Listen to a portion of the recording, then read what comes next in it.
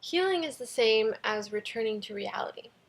The reality is that we are all connected, and together we are naturally flowing towards well-being.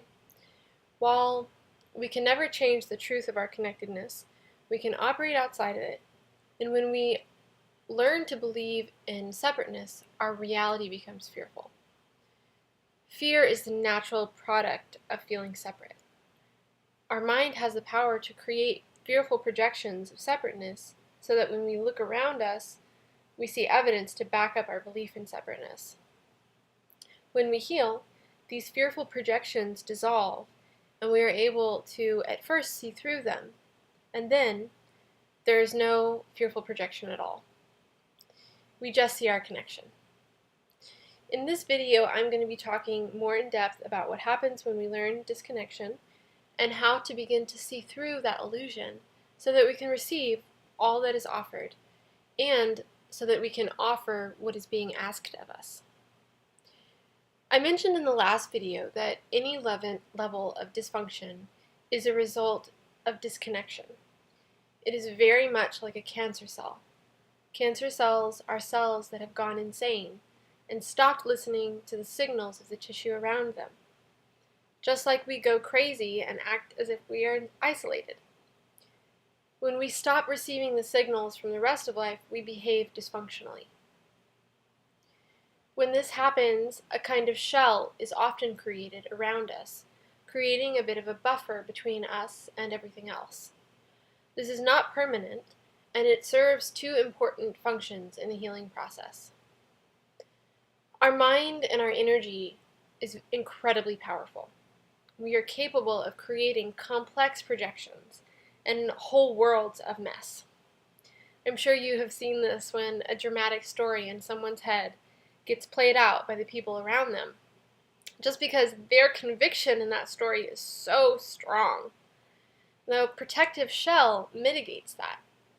It also helps to protect us by energetically shielding us from other people's fearful projections. So we may still be in an environment of fearful projections and drama, but we have that energetic buffer that allows us to have a moment and separate ourselves from that dysfunctional situation.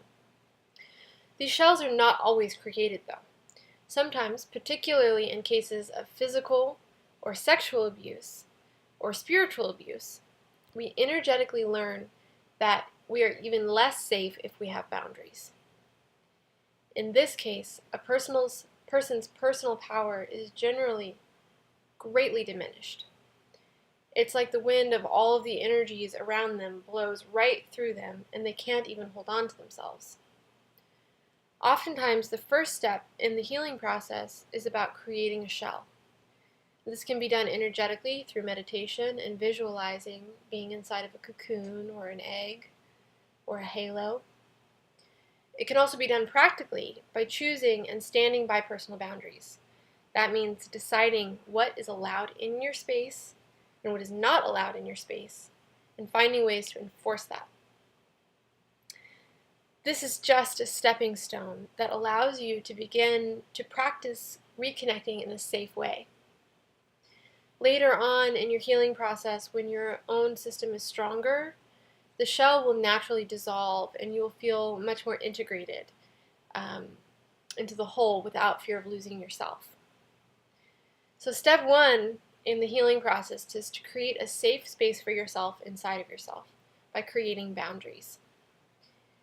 The next two aspects of the healing process go hand in hand.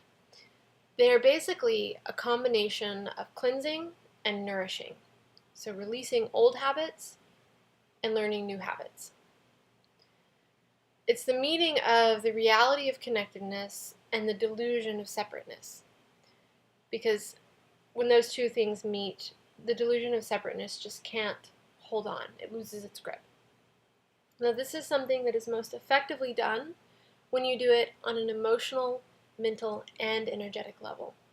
So a lot of times people just use affirmations as a way of retraining their thought patterns, but this is a very surface way of creating that kind of transformation, because when you are trained, you're trained on every level. You're trained emotionally, you're trained energetically, you're trained physically to respond to the world as if you're separate. So when you're training yourself, when you're untraining yourself in separateness, you have to work on all levels. Spiritually, you're already whole. So in the Reconnection Mastermind, we will actually be going much deeper into these processes, but for now, I want to leave you with a simple exercise so you can get a feel for what it means to work on a mental, emotional, and physical or energetic level. And I'm using the word physical and energetic kind of interchangeably because oftentimes you can access your energy system through your physicality. So think of something that is upsetting you. Then say out loud to yourself, even though I feel upset. Now allow yourself to feel upset. Even though I feel upset, I love and accept myself.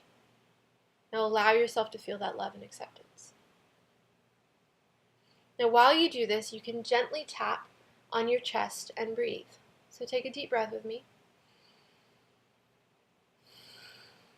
And again, even though I feel upset, I love and accept myself. The affirmation is mental, the feeling is emotional, the breath and the tapping balances your energy system. You can also do the same mental emotional process while you're exercising or doing yoga or just doing breath work. The tapping is engaging with your meridian system, the one that's used with acupuncture and traditional Chinese medicine. So when you're stronger and your energy system is aligned and you have healed the dysfunctional habits, you start to live into your connection. So you can kind of see it like you're starting to plug into the energetic grid of the universe, and you're going to start getting information about what it is that you're called to do. You'll also start getting that nourishing, loving energy. And when that happens, you'll start to, like I mentioned before, your shell is going to start to dissolve. And when that happens, you're going to be faced with some really intense things. You will be faced with everyone and everything else's dysfunction. Now you'll be in a much stronger place so that your own energy sort of supersedes what's coming in. You know, you're radiating out, balances out what's radiating in. But this is actually an important part of living purposefully. Because once you heal yourself, you will be naturally called to heal others in whatever unique way. Whether it's through activism or through, service or through actually doing healing work, starting a business, who knows what it's going to look like for you. But you're going to have to deal with that outside world.